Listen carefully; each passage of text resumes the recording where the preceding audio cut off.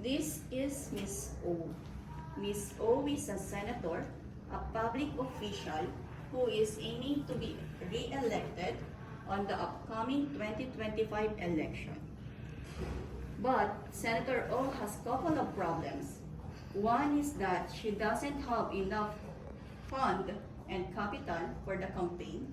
And two, she is also facing a bankruptcy. For her to solve this, she comes up with a notorious brilliant idea. She wonders if she could conceal to gain personal funds as well as public influence by forming a public foundation. She wonders if she could conceal to gain personal funds as well as public influence by forming a public foundation. Public foundation, like private ones, established as a non-profit organization or a charitable trust with the principal purpose of making grants to unrelated organization, institution, and individuals. Unlike private foundation formed by individuals, a family, or corporation, public foundation is a type of charitable organization that receives broad public support and operates to benefit the public. Going back to our sample with Senator O, just like hitting two birds with one stone, she created a O Save Capital Foundation aiming to help hunger caused by poverty in the Philippines.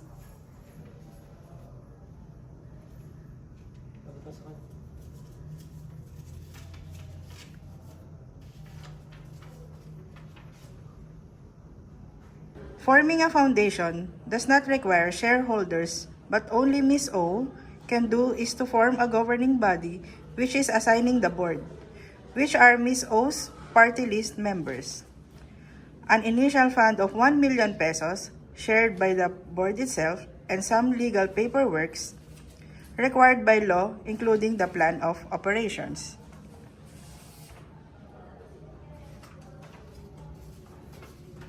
She managed to do this by raising funds through tree planting, fund run,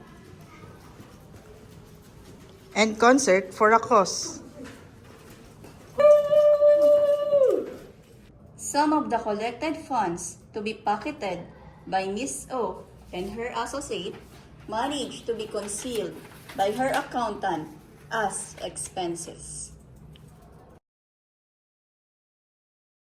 This is Mr. A.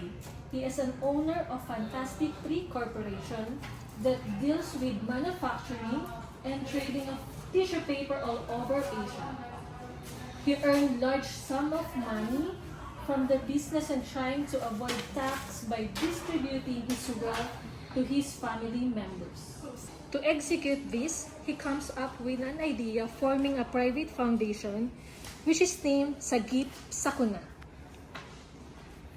to give financial assistance to those who are affected by natural calamities like fire, flood, earthquake, etc.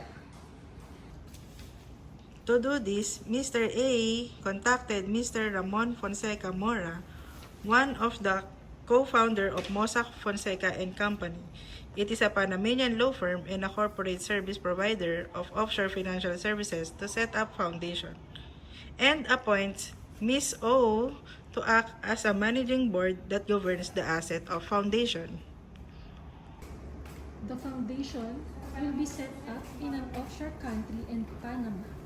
The aim is to give assistance to the affected families for natural disasters in different countries, and also to disguise the allotted wealth to be transferred to his family members residing in different countries.